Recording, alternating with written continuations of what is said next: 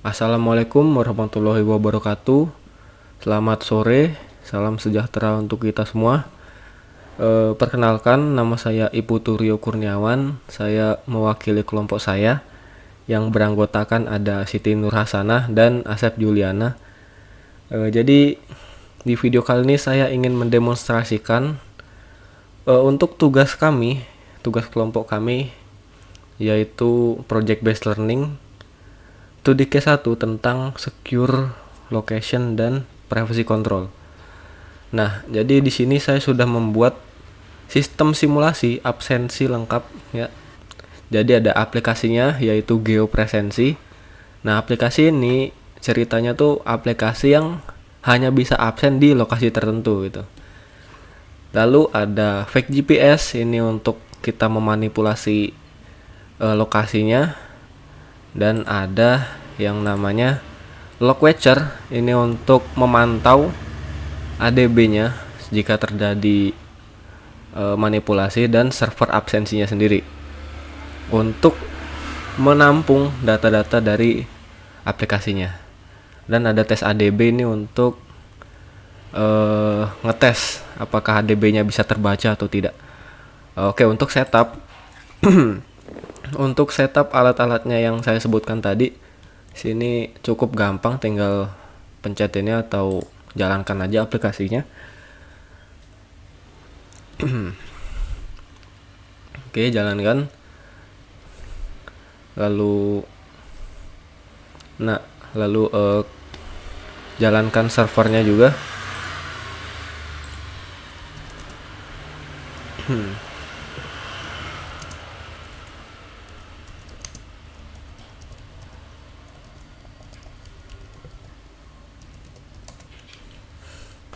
Oke, ini servernya sudah jalan. Dan nah, katakanlah misal ada seorang karyawan yang dia ingin memanipulasi atau melakukan spoofing pada aplikasi kita. Misal dia sedang bolos atau tidak ada di kantor gitu, tapi dia ingin tetap absen. Nah, gimana caranya? Kita bisa melakukan yang namanya spoofing, yaitu kita bisa memanipulasi GPS yang ada di HP kita dengan menggunakan fake GPS. Misal kantor kita ada di mana? Misal ada di Dharma Jaya. Oke. Misal ada di gedung F lah ya. Oke, di gedung F ini kita copy koordinatnya dan kita go. Oke, sudah tercopy. Nah, kita bisa langsung di sini langsung jalankan fake GPS-nya dan kita absen seperti biasa. Pastikan ini lokasinya sudah di refresh, sudah benar sesuai yang kita copy tadi, dan kita absen masuk. Oke, sistem HTTP sukses. Kita cek di servernya apakah bisa. Dan bisa ya, namanya Budi Santoso, tipe absen masuk, dan lokasinya ada di IB Dharma Jaya. Nah, ini sangat berbahaya ya untuk sistem seperti absensi ini, karena dengan sangat gampangnya dimanipulasi. Jadi karyawan yang bolos atau misalnya tidak ada di kantor itu dengan gampangnya bisa absen secara biasa gitu. Oke, nah gimana cara kita mengcounter ini, mengamankan sistem ini? Nah, kita bisa membangun yang namanya Log Watcher. Jadi Log Watcher ini fungsinya untuk memantau aktivitas mencurigakan yang terjadi di aplikasi kita atau ADB-nya. Nah, misal ntar saya jalankan dulu. Untuk setupnya di sini tinggal ketik py log watcher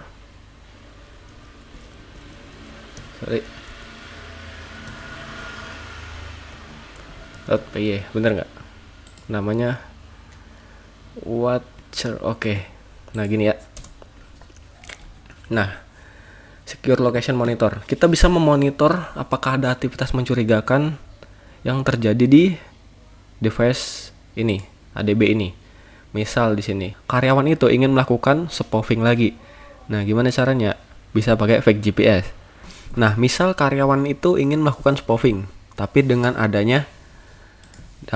kondisi secure location monitor ini dinyalakan. Nah, gimana caranya? Kita bisa menggunakan fake GPS lagi. Nah, tapi jika kita buka dan kita arahkan ke Dharma Jaya tadi, kita play.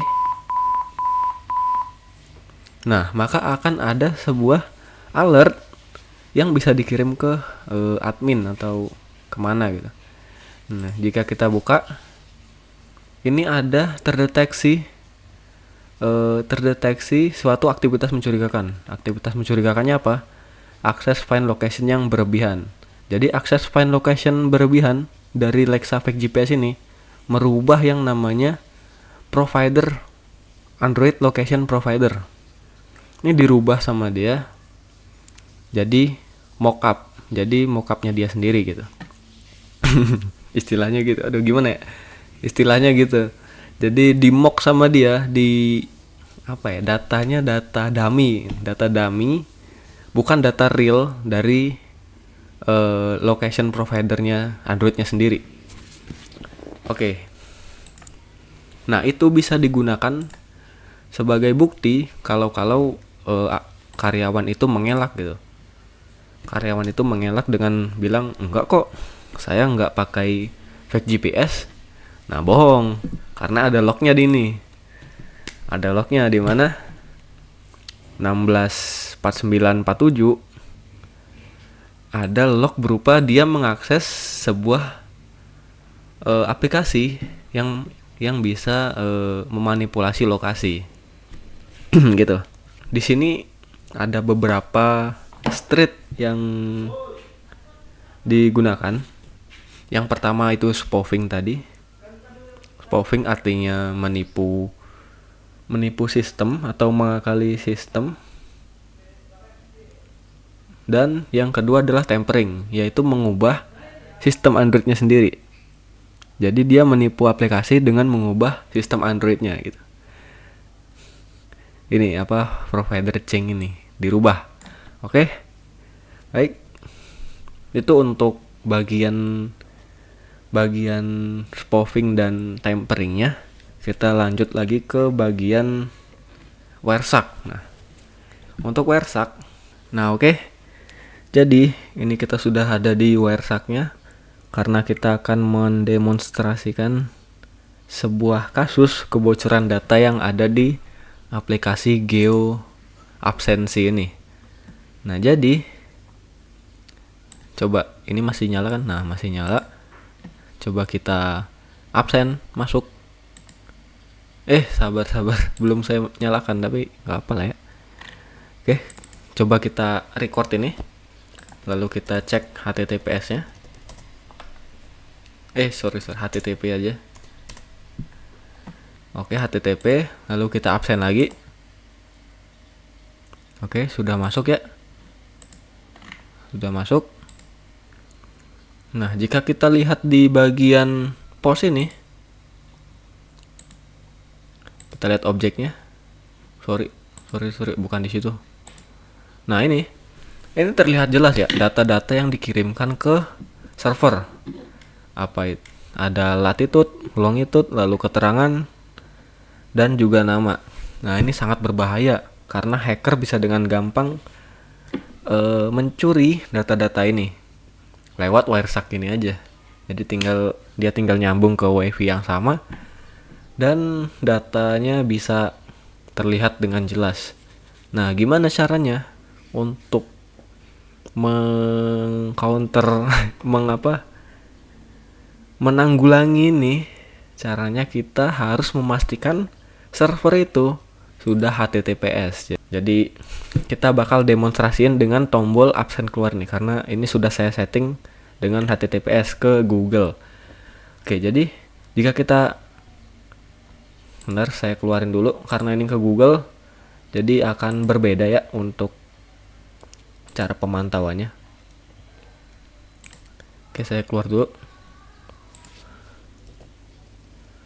Salah pencet ternyata. Oke. Nah, kita akan pantau di bagian wifi nih. Kita akan pantau, lalu kita akan cas HTTPS. Bukan HTTPS, TLS. Nah, oke, kita bakal pantau di sini apakah ada data yang keluar ke Google. Kita bakal pencet. Oke, sukses. Apakah ada? Nah, ini kan ada ya. Client hello. Nah, data kita nggak akan bisa terbaca di sini ya. Karena protokolnya pakai HTTPS. Jadi sebelum dikirimkan ke server itu akan dienkripsi. Nah, dienkripsi dan tidak akan bisa terbaca oleh penyadap gitu, istilahnya gitu. Karena kalau kita lihat di sini tuh tidak bisa terbaca ya. Kita lihat servernya juga encrypted, sudah terenkripsi teman-teman ya. Oke. Jadi datanya dalam bentuk terenkripsi gini. Oke. Jadi gitu ya. Untuk kebocoran datanya, solusinya adalah pakai HTTPS. Gitu. Oke, nah untuk pembuktian tadi ya. Misal karyawan itu absen tuh. Dengan fake GPS, tapi dia tidak mau mengaku. Enggak kok, saya enggak pakai fake GPS gitu kan. Nah, gimana caranya? Kita bisa mencocokkan stempel waktu ini dengan waktu dia absen. Misal jam 16.49 ada orang yang pakai fake GPS gitu dan mengubah provider lokasinya. Nah, misal di sini kan alertnya terjadi di sekitar jam 16.49 ya. 16.49. Oke. Coba kita cek siapa yang absen di jam segitu. Di sekitar jam segitu. Kita cek di database. Maka 16.49, nah ini dia 16.49.53. Lalu di sini 16.49.47 ya, sekitar jam segitulah ya. Nah, ketemulah ini namanya yang patut dicurigai, yaitu ada Budi Santoso. Dia absen masuk di jam segitu. Ya begitu teman-teman ya. Oke. Kategori straight dan poin dreadnya apa? Dread ancamannya itulah. Nah, untuk straight-nya di sini ada spoofing. Spoofing yang tadi kita pakai fake GPS untuk menipu aplikasi kita. Lalu ada tampering di sini. Seperti yang kita cek di log tadi ya, dimana Lexa fake GPS ini memodifikasi sistem Android dan mengubah provider lokasinya. Jadi sorry. Nah, jadi dia memodifikasi sistem. Lalu repudiation itu penggunanya menyangkal bahwa dia menggunakan fake GPS gitu kan. Seperti yang tadi kita contohkan. Jadi penggunanya itu mengelak gitu. Enggak, saya enggak pakai fake GPS gitu. Tapi ternyata pakai gitu kan, karena setelah kita lihat lognya, alert ini berbarengan dengan saat dia absen gitu. Lalu info disclosure ini yang kebocoran data tadi ya, untuk HTTP ke server absensinya. Denial of service DDoS ini memicu flooding log atau log berlebihan pada sistemnya, karena bisa kita lihat di sini. Ini lumayan banyak lognya. Di sini aja udah banyak, apalagi di ini ya, Logcat ya. Nah, ini bisa menyebabkan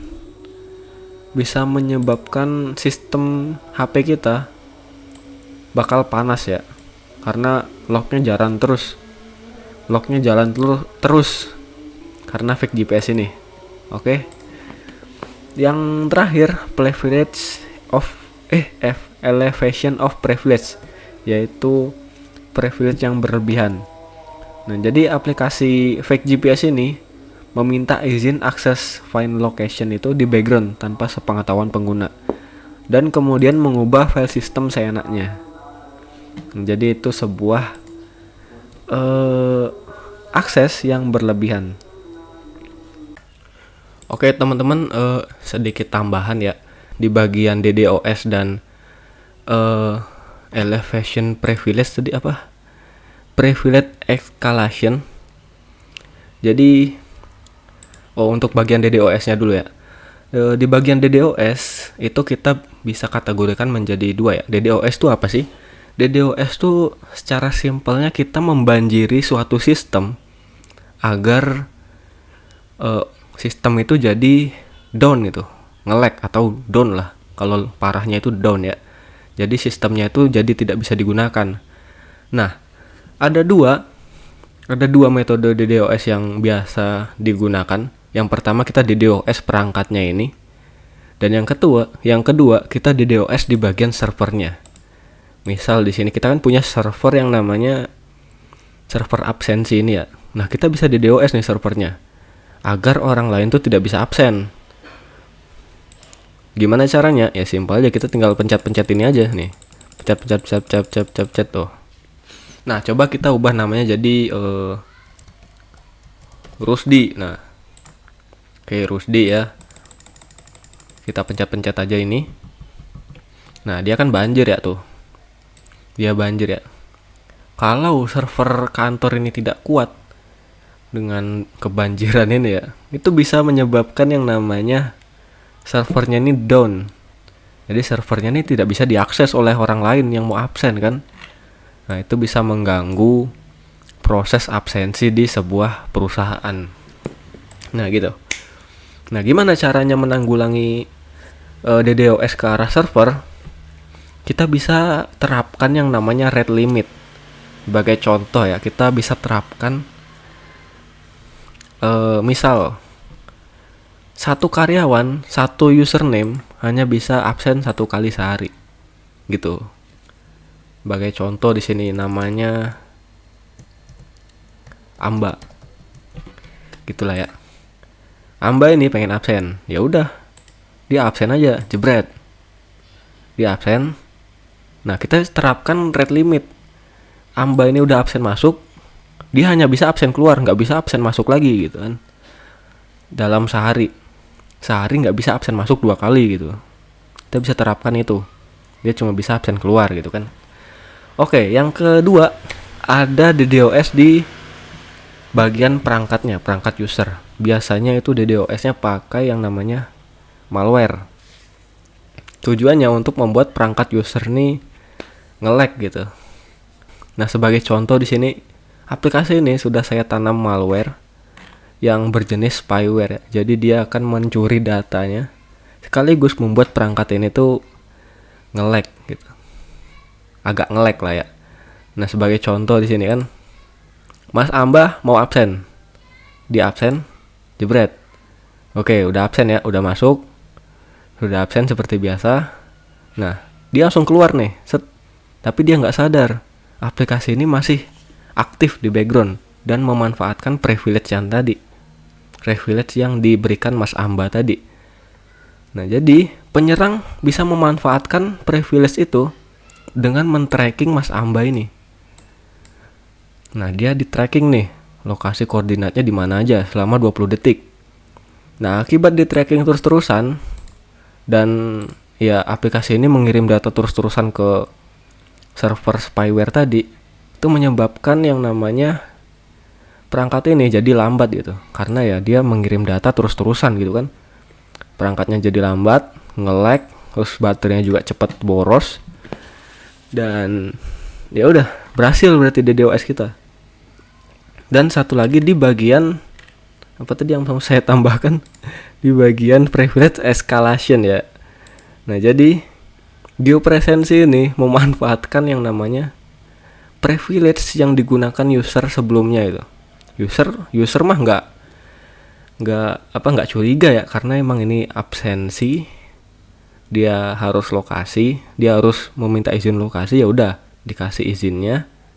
Nah, tapi dia nggak sadar nih, kalau dia close, aplikasinya masih aktif di background dan penyerang dapat men-tracking aktivitasnya dia di mana aja, dia kemana aja gitu kan. Misal contoh di sini Mas Amba, kita bakal tracking. Nah, itu ya. dia bakal men-tracking tuh Mas Amba di koordinat berapa aja. Set. Nah, gitu. Itu merupakan contoh dari privilege escalation. Jadi penyalahgunaan privilege yang tadi. Nah, gimana caranya Mas Amba agar tidak dilacak gitu. Nah, caranya ya gampang, tinggal di info aplikasi kita cabut nih. Permissionnya kita cabut. Oke. Nah, atau jangan kita cabut lah, kita ask every time ya. Ask every time. Jadi setiap dia ingin menggunakan lokasi, dia harus meminta izin gitu. Atau ya sekalian aja don't allow jika sudah digunakan. Sehabis absen langsung don't allow gitu ya. Oke, begitu aja tambahannya. Oke, lanjut lagi ke video yang tadi. Nah, gitu. Jadi untuk statusnya di sini tadi kita sudah mendeteksi spoofing tadi dengan lock watcher. Lalu tampering juga tadi kita mendeteksinya dengan lock watcher ya. Repudiation tadi kita termitigasi karena di lock kita bisa membuktikan bahwa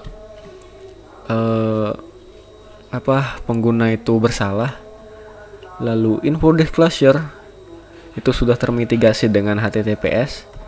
Denial of service itu sudah kita lacak tadi karena kita buat lock watcher. Dan elevation of privilege sudah termitigasi. Oke, baik. Untuk score DRIT-nya ini saya sudah buat ya. Untuk score DRIT-nya saya taruh spoofing ini di level yang kritikal. Kenapa kritikal? Karena dia sangat mudah untuk digunakan. Spoofing itu tinggal download fake GPS, kan ada ya di Play Store. Sangat mudah digunakan. Damage-nya juga sangat banyak, kerusakannya sangat banyak ya, karena dia bisa mengganggu produktivitas kantor. Lalu exploitation, ini yang tadi ya, karena sangat mudah untuk diulangi. User affected ini bisa mengefek ke semua user, karena ya user juga pasti merasa iri gitu, dia kok bisa absen padahal nggak di kantor gitu. Dan juga discoverability